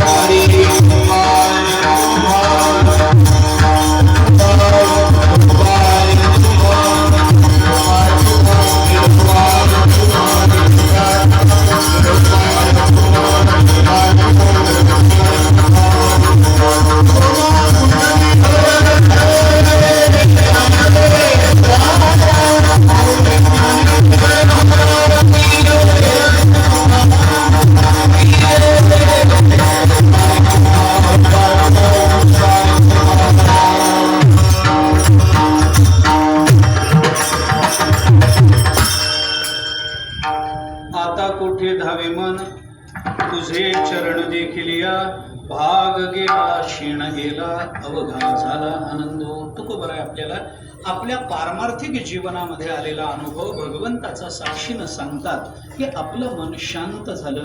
ते मन शांत का होत नाही, का राहत नाही, याची कारणं, ते मन शांत करण्यात कुणाचं राहत नाही त्याचा तो विचार, आणि मन शांत करण्याकरता काही उपाय आहेत का याचा शास्त्रीय विचार आपण थोडासा करून आलो. तुकोबाराने मात्र थोडं वेगळं कारण सांगितलं, थोडं वेगळं कारण. मला लांबवायचं नाही आहे, मी पुन्हा एकदा सांगतो. 1-2-5 मिनिटामध्ये मला सगळा विषय आपल्या समोर ठेवायचा आहे. चिंतन करा. एक छोटीशी गोष्ट सांगतो, बाकी फार विस्तार करत नाही. मन शांत राहत नाही ही वस्तुस्थिती आहे, पण तुकोबाराय म्हणतात शांत झालं ना. कशानं झालं? तुकोबारायने त्याच्याकरता दिलेलं कारण आहे, तुझे चरण देखील या, तुझे चरण देखील या. आता मन कोठे धावे? आता आमचं मन कुठं धावेल बाबा? याचा अर्थ कुठेही धावणार नाही असा त्याचा प्रश्न नाही, हा निश्चय आहे. मन कुठं धावल, देव कुठं आहे, कुठं नाही ते सांगा, म्हणजे सगळीकडे आहे हा निश्चय. त्याला परिसंख्या अलंकार असं म्हणतात साहित्याच्या भाषेमध्ये. जाऊ दे, काय करायचंय आपल्याला ते रात्रीच्या वेळेला. पण ऐका, तुझे चरण देखील. कारण काय होतं, मी सरळ बोलतो, मन विषयाकडे का धावतं? चला आपण साधं साधं बोलतो. मन विषयाकडे का धावतं? सुख मिळावं म्हणून. सरळ, सुख मिळावं म्हणून विषयाकडे जातं. मग विषयाकडून का परत येतं? विषयातलं सुख संपतं म्हणून परत येतं. नवीन विषयाकडे का जातं? तिथं विषयाचा आभास निर्माण होतो म्हणून तिथं जातं. तिथून तिथं जातं, तिथून तिथं जातं, तिथून तिथं जातं, चंचल. मनाला एक इंग्रजीत एक म्हण आहे, empty mind is devil's workshop असं म्हणतात. Empty mind is devil's workshop अशी इंग्रजीत एक म्हण आहे. रिकाम मन म्हणजे सैतानाची कार्यशाळा असते, सैतानाचा कारखाना असतो. अडचण काय आहे, आपण म्हणतो ना, रिकाम्या मनामध्ये माणूस जो विचार करतो ना, तो कोणीच करू शकत नाही. आपल्याकडे म्हण काय, मन चिंती ते वैरीही न चिंती म्हणतो की नाही. वैरी सुद्धा आपली तेवढी अकल्याणाची भावना व्यक्त करत नाही जेवढी आपल्या मनात येते. आपल्या मनात, मला उदाहरणं द्यायची नाही, पण मनाची अडचण काय आहे, मनाला विषय दिला की लगेच भोगतं आणि नवीन विषयाची मागणी करतं. आणि मनाला विषय भोगतो म्हणून जर विषयच दिला नाही तर आपलंच मन आपल्यालाच खातं. मग काय करावं, काय करावं? उदाहरण सांग. एक श्रीमंत मनुष्य एके दिवशी समुद्राच्या काठावरून असा बाहेर पडला फिरायला. सकाळच्या वेळेला फिरायला म्हणून बाहेर पडला. फिरता फिरता समुद्राच्या लाटावरून एक बंद बाटली, काचेची बाटली, तो पण बुच लावलेली बंद बाटली अशी वाहत आलेली त्याला दिसली. आली असेल समुद्राच्या लाटाबरोबर. काय करायचंय, पण माणसाच्या हाताला चाळा लागतो, गप्प बसत नाही. हाताला चाळा लागतो, माणसं गप्प बसूच शकत नाही. कीर्तनामध्ये बसले तरी बसलेल्या चटईचे असे सतरंजीचे धागे काय मिळतं त्याच्याने मला माहित नाही, पण इथलं सांगत नाही मी, बाहेरचं सांगत नाही. बसा. तुकोबारांची भाषा सांगू का? हागत आहे खोडी चळण मोडविते काढी. तुकोबारा गप बसत नाही, तिथं बसला तरी हाताला चाळा लागतो. आता आधी बाटली वाहत तर जावं ना पुढं, त्याने बाटली उचलली उघडली. बाटली उघडल्याबरोबर त्या बाटलीतून एक भूत बाहेर आलं. गोष्ट सांगतो ऐका. एक भूत बाहेर आलं आणि भूत उभं राहिलं त्या माणसासमोर. त्याला म्हणालं, अहो कित्येक वर्ष झाली मी या बाटलीमध्ये बंद होतो, तुम्ही मला या बाटलीतून मुक्त केलं, आजपासून मी तुमचा दास आहे. तुम्ही कोणतंही काम सांगा, तुमचं काम करायला मी तयार. याने विचारलं, पगार? तोडलं, पगार फिगार काही नाही, फुकट. याला इतका आनंद झाला, फुकट नोकर कोणाला नको. यांनी सांगितलं, वा वा आनंद आहे, चल मग घरी. तर म्हणलं, भूतानी सांगितलं येतो, पण माझा एक नियम आहे, माझी एक अट आहे. काय अट आहे? भूतानी सांगितलं मला कायम काम सांगितलं पाहिजे, काम सांगायचं थांबला की तुम्हाला खाऊन टाकू. आता श्रीमंत माणसाने विचार केला, आपला कारभार मोठा आहे, बारदाना मोठा आहे आपला, घेऊन जाऊ, काम नाही असं होणारच नाही, घरी घेऊन आ. घरी घेऊन आल्याबरोबर भूतानी त्याला विचारलं, काम सांगा. श्रीमंत माणसाने सांगितलं, काही नाही, मुंबईला आपला एक कारखाना आहे, तिथल्या कारखान्यामध्ये कामगारांचा संप चालू आहे. तेवढा संप मिटव आणि ये, तुला पुढचं काम सांगतो. आता इथून मुंबईला जायचं, मुंबईत कारखान्यात संप चालू, तो संप मिटायचा कसा? भूतानी सांगितलं ठीक आहे, काम सांगितलं. याला वाटलं पटकन जेवण करून घेऊ, म्हणजे पुढे आपल्याला भूताला कामं सांगायला यादी तयार ठेवता येईल. म्हणून पान वाढून घेतलं, कुंडली कवरदा म्हणून पाणी फिरवलंच असल तेवढ्यात भूत हजर. भूत म्हणाला कारखाना सुरू झाला. म्हणलं अरे आम्ही 6 महिने झाले प्रयत्न करतोय, संप मिटत नाही, तू कसा मिटवला? तो म्हणला काही नाही, सगळ्या कामगारांच्या घरी गेलो आणि त्यांना सांगितलं कामावर चला नाही तर खाऊन टाकतो. सगळे कामावर हजर. काम झालं, पुढचं काम बोला. आता याला वाटलं काय बाबा, एवढं काम अवघड सांगितलं तरी चटकन क्षणात करून आलं. थोडं अजून अवघड सांगावं, आपल्याला करायला 1-2 वर्ष लागतील असं काम सांगावं. म्हणून श्रीमंत माणसाने त्याला काम सांगितलं, गावाच्या बाहेर आपला रिकामा प्लॉट आहे, तिथं नवीन घर बांधायचंय, या घरातलं सगळं त्या घरात हलवायचंय, तेवढं करून ये, तुला पुढचं काम सांगतो. भूत म्हणाले ठीक आहे. याला वाटलं आता घर बांधणं म्हणजे काय सोपी गोष्ट आहे का? वर्ष 6 महिने तर असे तसेही जातात त्याच्यात. याला वाटलं पटकन जेवण करून घ्यावं म्हणून घास घेतला आणि तोंडातच घातला, तेवढ्यात भूत हजर. भूत म्हणाल घर बांधून तयार आहे, सगळं हलवलंय, तुम्हाला हलवायचं राहिलंय, पुढचं काम बोला, पुढचं काम बोला. याला काम सुचना. तोंडला आता काम नाही. भूत म्हणलं खाऊन टाकतो, माझा शब्द आहे. याला वाटली भीती. खरकटा हात पानावर बसलेला तसाच घाबरून उठला, पळायला लागला. काय करावं कळेना, अंगात कपडा नाही, हात खरकटे अन्नानं भातानं भरलेले, आणि तसाच पळायला लागला. जाता जाता रस्त्यावर एका वारकऱ्याला धक्का लागला. पळायला लागला जीव खाऊन. आता भूत खातं म्हणल्यावर करणार काय? पळायला लागला. पळता पळता पळता मनामध्ये विचार आला, काय दुर्बुद्धी झाली आणि बाटली उघडली. हे बाटली उघडणाऱ्यांना नंतरच कळतं दुर्बुद्धी झाली. हे आधी कळलं असतं ना तर सगळेच प्रश्न मिटले, पण यांना नंतरच कळतं बाटली उघडली, दुर्बुद्धी झाली. त्याला वाईट वाटत, पण जाता जाता वारकऱ्याला बसली धडक. वारकऱ्याने अरे एवढा गावचा मोठा शेठचे, काय झालं? आणि असं असं झालं. तो म्हणला माझ्याकडे एक उपाय. त्याने विचारलं उपयोग होईल का? तो म्हणला वारकरी म्हणाला उपयोग होईल का नाही माहित नाही, पण मी उपाय सांगतो.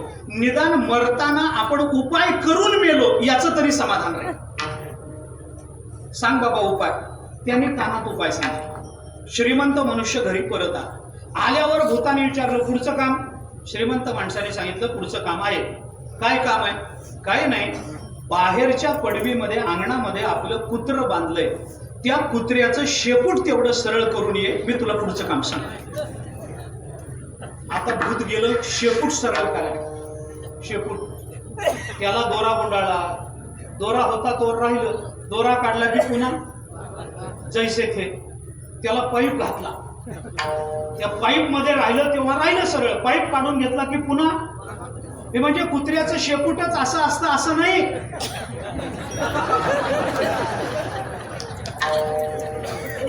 वजन ठेवलं की काही काही माणसंही सरळ वागतात, वजन काढून घेतलं की पुन्हा कुत्र्याचं शेपूट. भूत कंटाळून गेलो. आता देवाने ज्याला वाकडं केलंय त्याला भूत काय सरळ करत नाही का? भूत कंटाळलं आणि भूत मालकाकडे येऊन म्हणाला, मालक ते शेपूट काही सरळ होत नाही, दुसरं काम. मालक म्हणाला आता दुसरं काम नाही, मला दुसरं काम सुचेपर्यंत शेपूट सरळ करायचं काम तुझ्याकडे. दृष्टांत संपला. हे बाटलीतलं जसं भूत आहे ना तसं आमचं मन आहे महाराज. याला काम दिलं की क्षणात विषयाचा उपभोग घेतं आणि दुसऱ्या कामाची विषयाची मागणी करतं. आणि याला जर विषयच दिला नाही तर हे मन आपल्याला खातं. मग काय केलं पाहिजे? मन विषयाकडे का जातं? सुखा करता जातं. मग सुख परत काय येतं? सुख संपलं म्हणून परत येतं. मग एक काम करा ना, मनाला असा विषय द्या की ज्या विषयातलं सुख कधीच संपणार. ऐका, मनाला असा विषय द्या की ज्या विषयाचं सुख कधीच संपणार नाही. असा कोणता विषय आहे? विषय तो त्यांचा झाला नारायण. नावडे जनधन माता पिता. म्हणून जनधन माता पिता संसार हा विषय मनाला न देता फक्त नारायण परमात्मा देवाच्या पायामध्ये जितकं सुख आहे, भगवंताच्या चरणात जेवढं सुख आहे, तेवढं सुख या मनाला कुठेही दिसणार नाही, सापडणार नाही, भोगता येणार नाही. आणि त्या मनाचा एकदा त्या सुखाची चटक लागली, ऐका, मी पुन्हा ज्ञानेश्वरीत जाणार आहे 6व्या अध्यायामध्ये, फक्त एक प्रमाण आपल्याला देऊन जाणार. मनाच्या ठिकाणी लाख दुर्गुण आहेत महाराज, पण एवढ्या सगळ्या दुर्गुणातून ज्ञानोबारांनी एक सद्गुण हुडकूनच काढलाय त्याचा. मनाच्या ठिकाणी लाख दुर्गुण असतील, पण ज्ञानोबारांनी एक सद्गुण हुडकून काढला.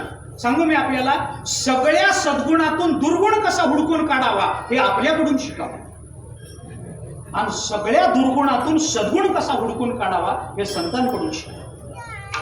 ज्ञानोबारांनी या मनाच्या एवढ्या दुर्गुणातून एक सद्गुण हुडकून काढला, आणि 6व्या अध्यायामध्ये भगवंताच्या मुखातून बोलताना ज्ञानोबाराय म्हणतात, परी या मनाचे एक निके, जे गोडीची या ठाया सोके, म्हणून अनुभव सुखची कवतुके दावीत जायची. ज्ञानोबाराय म्हणतात, मन वाईट असेल, पण या मनाचा एक गुण आहे बाबा, या मनाचे एक निके, एक चांगला गुण आहे त्याच्यात. काय? त्याला ज्याची चटक लागली ना, तिथून ते कधी हलतच नाही. हा मनाचा चांगला गुण आहे. म्हणून तुकोबाराय म्हणतात, या मनाला एकदा पंढरपूरला न्या, सहज येत नाही, त्याला जबरदस्तीनं न्यावं लागतं. म्हणून आपल्याकडे आषाढी झाली की कार्तिक, कार्तिक झाली की माघी, माघी झाली की चैत्री, चैत्री झाली की पुन्हा आषाढी, या वाऱ्या सांगितल्या. न्या त्या मनाला, पुन्हा पुन्हा पुन्हा पुन्हा देवाच्या चरणावर घाला, आणि एकदा त्या देवाच्या चरणातल्या गोडीची त्या मनाला चटक लागली की माणूस परत येईल, पण मन मात्र देवाच्या चरणाजवळ राहील. आणि तो आपला अनुभव तुकोबाराय बोलून दाखवतात. आता कुठे धावे मन तुझे चरण देखील या, भाग गेला क्षीण गेला, अवघा झाला आनंदो. ज्ञानेश्वर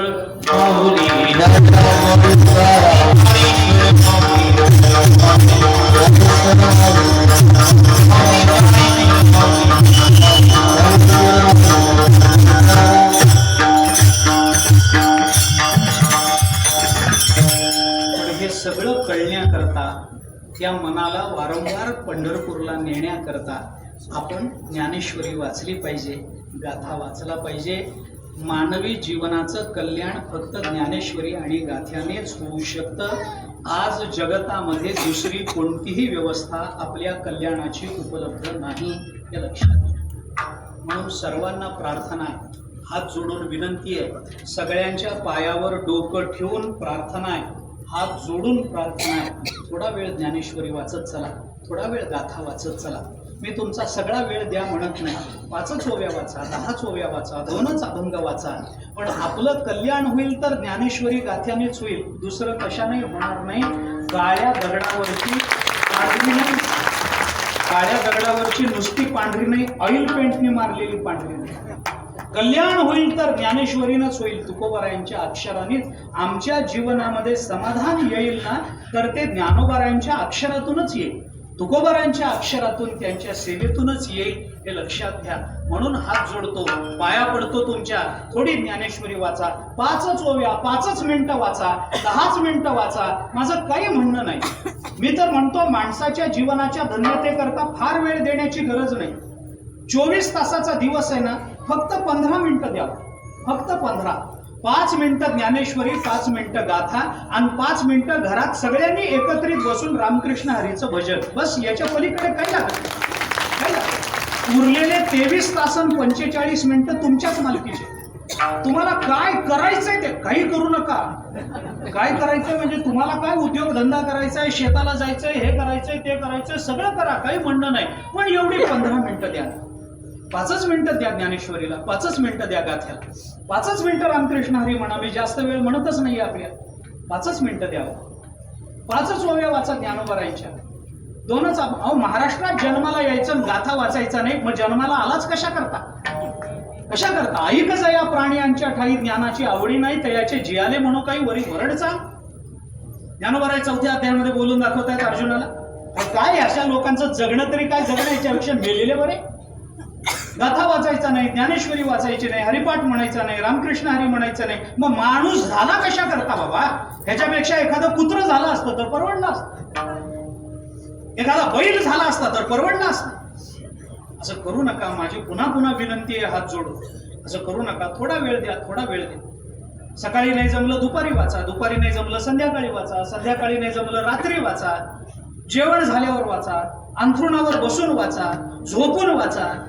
अजून काय सूट देऊ? पाय वर करून वाचा, हात वर करून वाचा. पण पाया पडतो महाराज तुमच्या, ज्ञानेश्वरी वाचावं असं करू नका. हा जन्म पुन्हा येणार नाही बरं. पुन्हा ज्ञानेश्वरी हाताला लागणार नाही बरं आपल्या.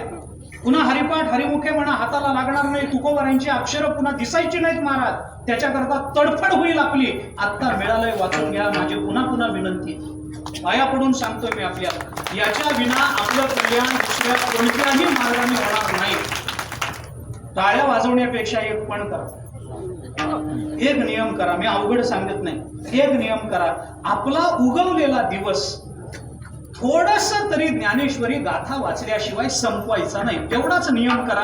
मग तुम्हाला जेव्हा वाचायची तेव्हा वाचा, माझं काही म्हणणं नाही. आणि तेवढं वाचण्याची सद्बुद्धी सामर्थ्य संतांनी तुम्हाला आम्हाला द्यावं एवढी त्यांच्या चरणी प्रार्थना करतो. शताब्दी उत्सव आहे, मोठ्या वैभवानं मोठ्या आनंदानं आपण संपन्न करता आहात. तुमचा हा मनोदय, ज्या हेतूने तुम्ही हा उत्सव मोठ्या वैभवाने संपन्न करता आहात, भगवंतांनी तो हेतू पूर्ण करावा. ज्ञानोबाराय तुकोबारायांनी या उत्सवाला अनेक वर्षांचं आयुष्य द्यावं एवढी प्रार्थना त्यांच्या चरणी करू. झालेली सेवा संतांच्या सद्गुरूच्या परमात्म्याच्या चरणी अर्पण करू आणि वाणीला विराम देऊ. तुकाराम.